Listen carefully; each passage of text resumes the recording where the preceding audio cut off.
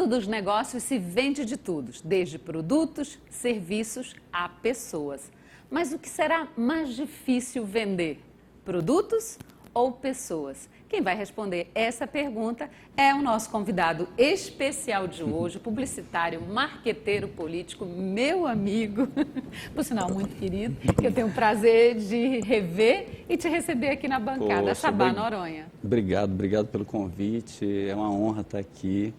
Obrigado por você e a Band me convidarem para esse programa. A Band Entrevista tem um papel muito legal nessa questão do empreendedorismo, os programas, a quantidade de pessoas que vieram aqui para esclarecer, para dar um panorama geral sobre o empreendedorismo, e eu estou aqui para colaborar, contribuir e falar dessa área que também é um aprendizado para mim, que é um outro lado da publicidade. Você é proprietário da Sacada Publicidade, há 17 anos no mercado, né? Se destacou muito como no marketing político, então a gente tem também que aprender um pouquinho com quem entende. Legal. Seus pais nasceram no Rio Grande do Norte, tiveram 10 filhos, 2 dos quais nasceram em Manaus.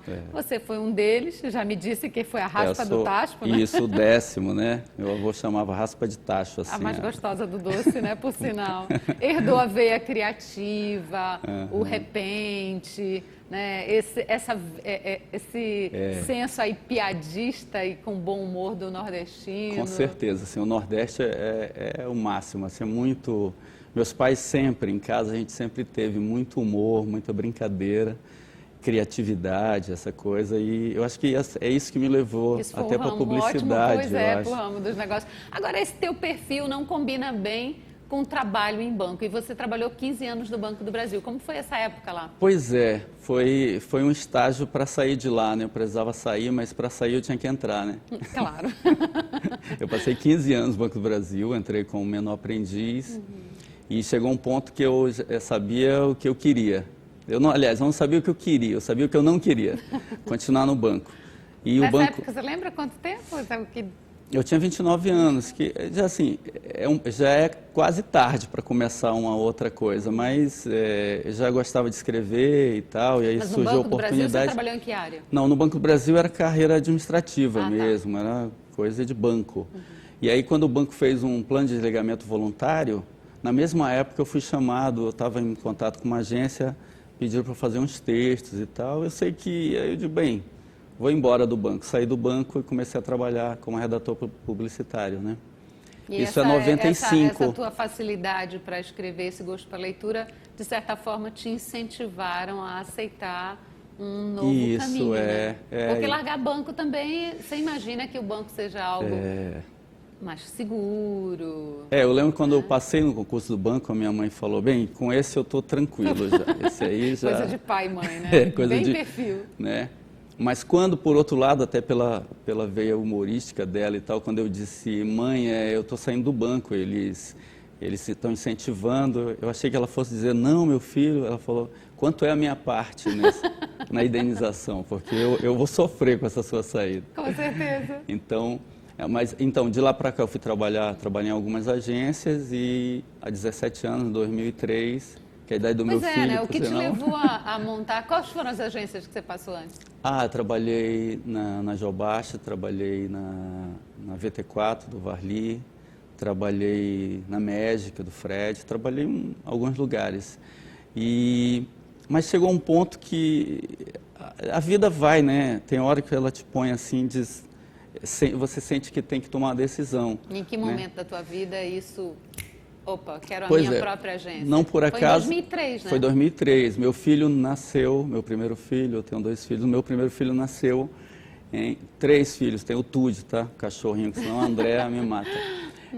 Meu primeiro filho nasceu em 2003. E eu acho que eu estava nessa coisa de eu tenho que ser o dono da minha vida, né? Eu não posso estar num lugar que a qualquer momento, sei lá, te manda embora, não gosto de uma piada que tu faça. Então, eu abri minha agência nesse momento. E de lá para cá, quem é empreendedor sabe todos os desafios que a gente... Todos os desafios que o empreendedor tem que passar. Né? Custos, você deixa de ter o conforto, entre aspas, né? De receber para ter o ônus também de não é alguém que vai te pagar, né? Você mesmo que vai ter que te pagar atrás. e pagar os outros. E você envolve famílias que você tem que cuidar, né, de alguma forma, de estar provendo o trabalho de alguém. Então é um desafio, mas eu não vejo como eu seria se não fosse isso. Eu fico pensando esses 95 para cá, esses 24 anos depois que eu saí do banco, o que eu seria no banco. Tudo é um aprendizado, né? Agora, qual a estrutura da Sacada hoje, da agência Sacada Publicidade? Já está aí uma estrada de 17 anos no mercado? A gente tem uma estrutura enxuta, né? Porque hoje também os negócios, com o empreendedor tem que estar muito atento a isso. Se readequar no mercado. Exato, eu tenho questões sazonais, né? Tem tempo que tem mais, por exemplo, esse é um ano eleitoral, então... Que é um ano bom para as agências. Bom para as agências que trabalham com marketing. Então, nesse ano eu amplio minha estrutura, contrato pessoas, tem a parte de redes sociais, pré-campanha, que hoje é muito importante a pré-campanha política, né? E a gente amplia para atender mais, para poder atender mais pessoas, né? Mas tem que ter sempre pé no chão para poder ser um empreendedor e para poder estar muito tempo no mercado. Com certeza. Agora, nessa área não há regras bem definidas entre política e mercado, né? As articulações, as articulações entre ambos são grandes. E em ambos existe a mercantilização de interesses. Você que já está na estrada, já tem vários anos, pode dizer o que é mais fácil vender, já que vem dos dois lados, né? Produtos ou pessoas? Olha, é uma pergunta razoavelmente fácil de responder, no sentido de que vender pessoas, você, no caso de políticos, você interfere muito na vida de tudo, né? De todos, né? Eu tenho sorte, eu pelo menos tive sorte de sempre trabalhar com candidatos que eu acreditasse, né?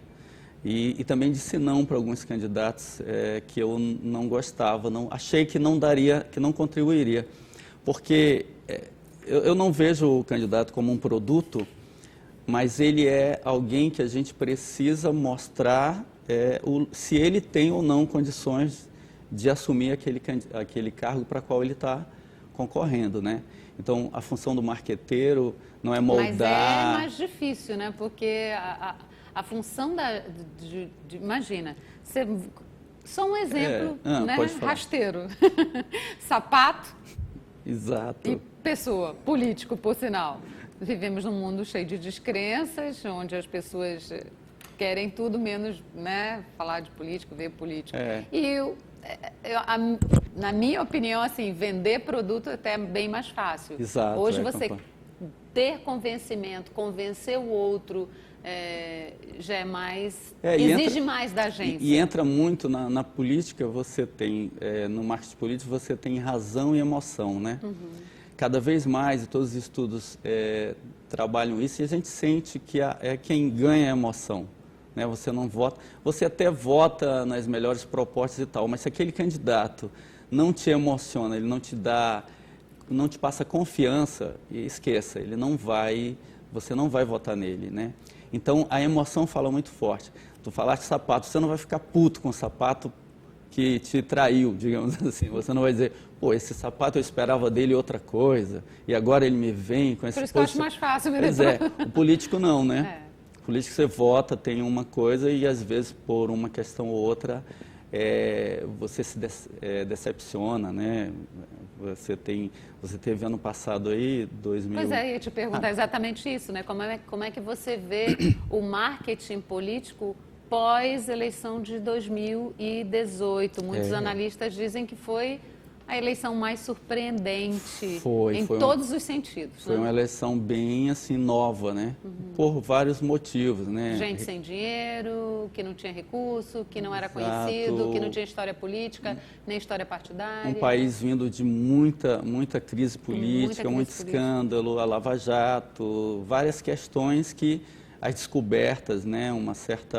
O papel da imprensa, o papel da polícia, né, no cerco e tudo isso as pessoas olharam, identificaram muito com muitos políticos, com alguns partidos, e elas quiseram votar diferente também. A questão das redes sociais, de quem antes o tempo de TV definia, né?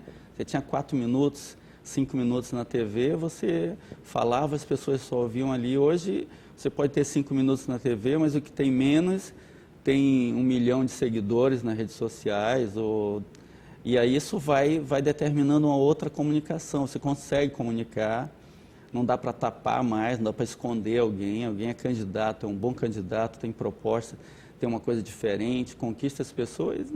E 2018 teve muito isso, né?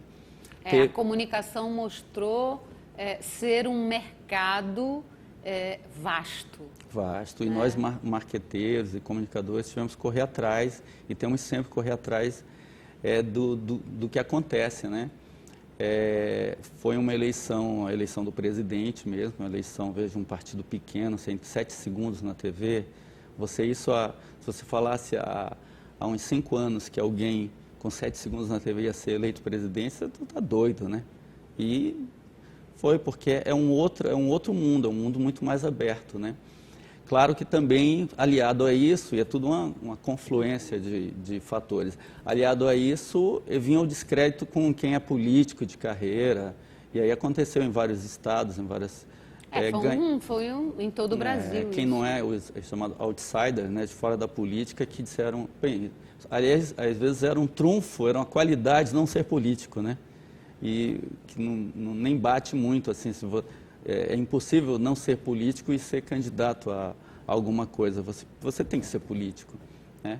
Então, só que foi trabalhado, as pessoas identificaram que tinha que dar um basta, né? Isso é culpa de tudo, né? Os políticos tradicionais não podem dizer, não, eles não sabem o que está fazendo. O povo sabe o que está fazendo porque ele viu alguns resultados, né? Não significa também que para sempre ele vai votar de novo em pessoas que não são da política.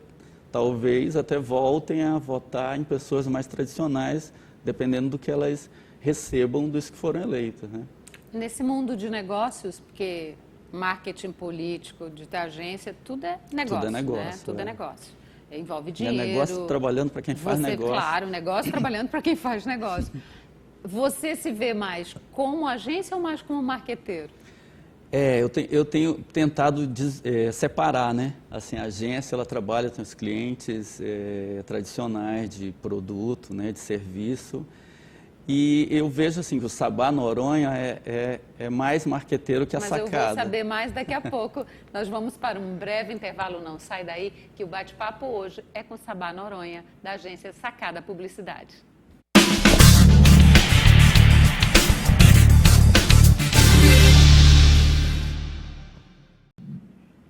Voltamos no segundo bloco. O nosso convidado de hoje, o publicitário e marqueteiro político, Sabá Noronha, da agência Sacada Publicidade. Mas você estava me explicando, já falando, quando chamei para o intervalo, a respeito de como você se vê mais. Como agência, mais envolvido na criação, diretor de arte, ou mais como marqueteiro político? Hoje é uma divisão difícil, né? Mas eu acho hoje que o Sabá Noronha é mais marqueteiro do que a Sacada, né? A Sacada é um instrumento, porque quando eu comecei a trabalhar com marketing, eu comecei em 2010, há 10 anos, né? E a agência tinha uns 7 anos.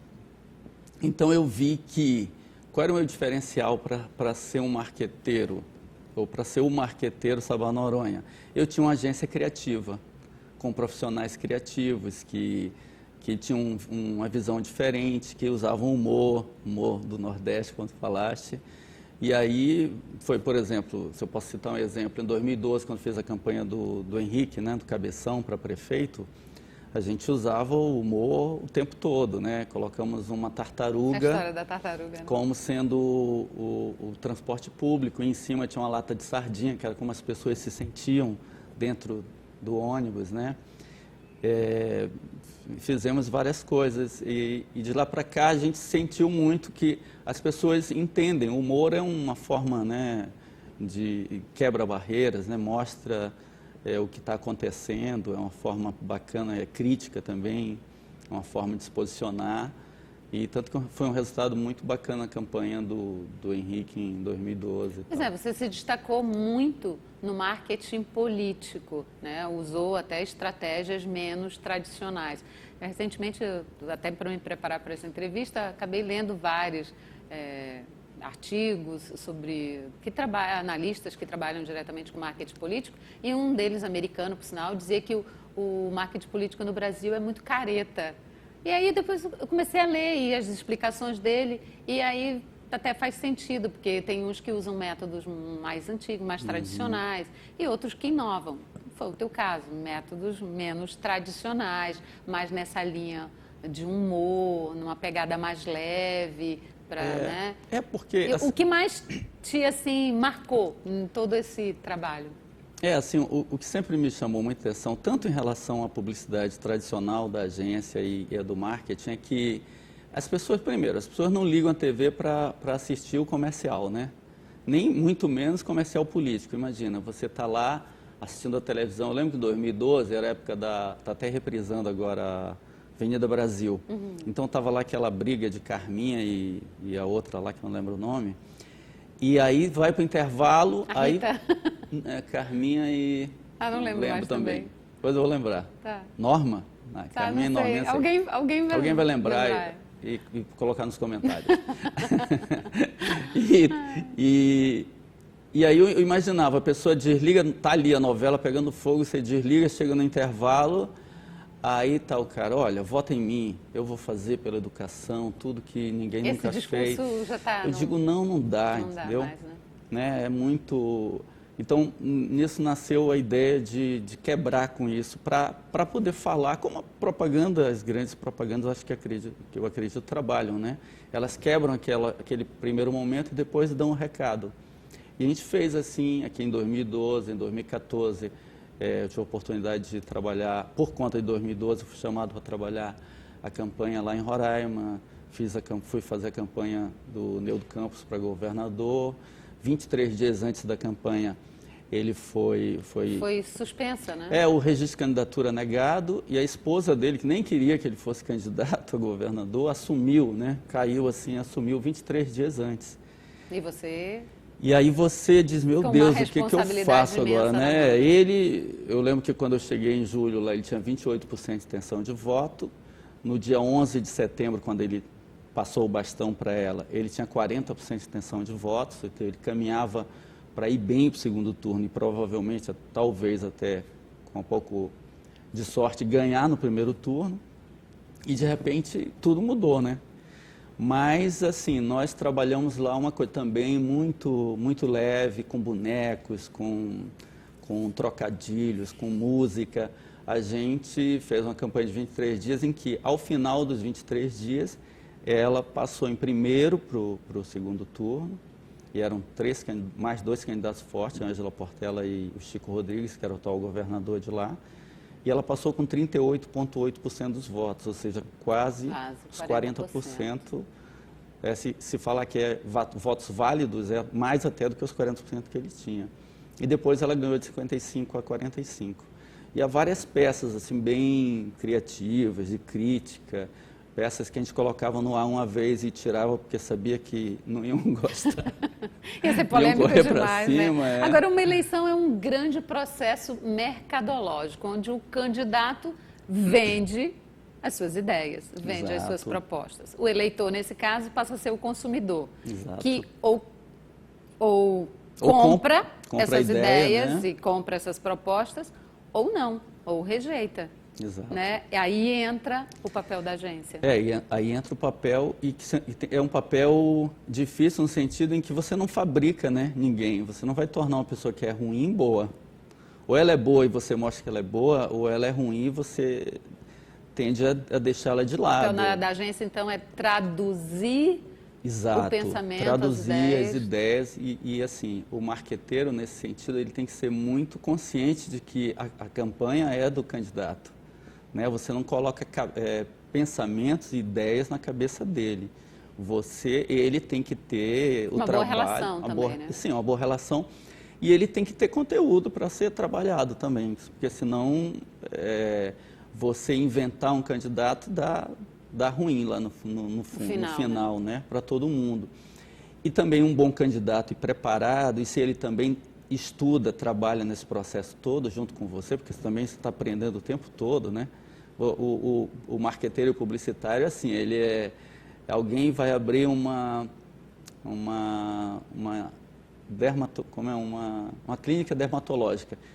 O publicitário não sabe de nada, mas ele tem que ter um conhecimento, ele tem que naquela hora trabalhar, ir atrás para saber o que ele vai divulgar, como que ele vai divulgar aquilo ali. Da melhor forma a atingir o resultado. Então ele é um especialista de muitas coisas, mas pouca coisa de cada, né?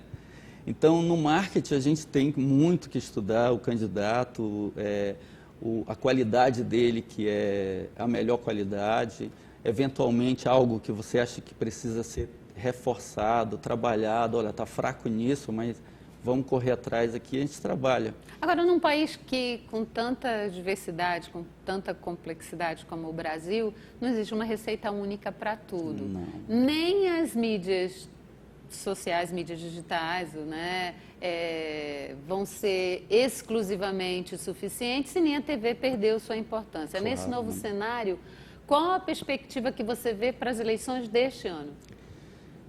Esse ano eu acredito que as redes sociais e a TV vai recuperar um pouco dessa, porque às vezes parece esse vilanismo, né? A TV não está mais, tem nem aí, não está mais nem aí e tal, não tem mais a ver, mas esse ano eu acredito que a TV cresce um pouco mais e as redes sociais, ela não que ela diminua, mas ela vai ser mais sopesada. As pessoas vão botar mais na mesa para saber o que cada coisa representa. Até por conta dos boatos, que antigamente eram chamados boatos, que sempre teve em época de eleição, Exato. E que nos últimos anos só nome, aumentaram, né? Mudaram de nome e aumentaram as fake news, né? Nessa onda das fake news, qual a melhor vacina, se é o que a gente pode dizer, melhor estratégia para combater? Credibilidade, né? Quanto mais credibilidade o candidato tiver, mais ele está vacinado contra as fake news, assim. Se você fala de um candidato que ele fez determinada coisa e as pessoas entendem que ele não é daquele perfil, isso fica mais fácil demover. Mas tem que estar muito atento e trabalhando o tempo todo, porque quando algo sai, você tem que responder, dependendo de cada caso, você tem que estudar cada caso, você tem que responder firme e forte sobre o que é e o que não é. Mas sempre se posicionando também, sempre... por exemplo, você vê uma questão religiosa. Um candidato que nunca vai à igreja nos 4 anos, ele agora começa a ir à igreja, ele quer virar meme, né? Então... ele tem que ir à igreja, se ele vai à igreja e é crente... É importantíssimo o papel da agência nessa condução e até... Não, olha, não pode por aí. Ele tem que estar, porque se ele não é de ir à missa todo domingo, ele não apareça na campanha dizendo que vai à missa todo domingo, porque isso aí está errado, pega mal e não é ele. Ele mesmo, quando está falando, ele sabe que não é ele. Os filhos dele sabem que não é ele. Né? Tudo. Então, a melhor receita é credibilidade, é trabalhar com... Se eventualmente for um erro que tem que ser assumido, dependendo de como... de colocar a questão do que foi colocado, né? As pessoas perdoam os erros, elas não perdoam a traição, é você fazer uma coisa, ter 2 caras, né? De dia é uma coisa, de noite é outra, como na vida normal, né? A gente vive uma campanha diária, todo mundo, que a gente está sempre... Se vendendo, né? A gente está chegando com as pessoas, a gente não quer chegar e quando sair o cara dizer, caramba, aquele sabor é muito chato, cara sem graça todo. A gente quer sair, né? E as pessoas, pô, bacana, cara legal, tranquilo. Ou pelo menos que não atrapalhe o dia daquela pessoa, né? Não seja pesado. Então a campanha tende... O grande lance do marketing político é que você não vende a tua agência, não vende, você tem que vender o outro e o resultado não é para ti, tem que ser um resultado bom para o outro. Né? E se você aparece... tem algum problema, né? Eu acho que quem tem que aparecer, claro, é quem te É quem contratou. você está vendendo também, né? É como produto. Imagina o sapato, né? O sapato, olha, essa propaganda do sapato foi feita pela Sacada Publicidade. Não, então, o sapato tem que vender muito e aquilo, e eventualmente, claro, a quem interessar, vai saber que quem fez foi a Sacada. Mas, Sabá, estamos chegando ao final do nosso programa, ano de eleição, sucesso para você, obrigado. assim como todos os outros envolvidos, e que seja uma campanha bonita, um trabalho bonito, e que você traga muitos resultados bons para toda legal, a cidade. Obrigado pelo convite, olha, obrigado pelo espaço aqui, foi um papo, meia hora isso aqui. Gostoso, parece, né? Passa rápido, né? Para mim era 5 minutos só, será que ela me deixou só 5 minutos hoje? Não, de jeito nenhum. Mas foi um prazer, obrigada. Eu que agradeço. Viu? E obrigada a você que nos acompanhou nesse bate-papo com o publicitário Sabá Noronha. No próximo sábado estaremos de volta com mais um convidado especial. Até lá!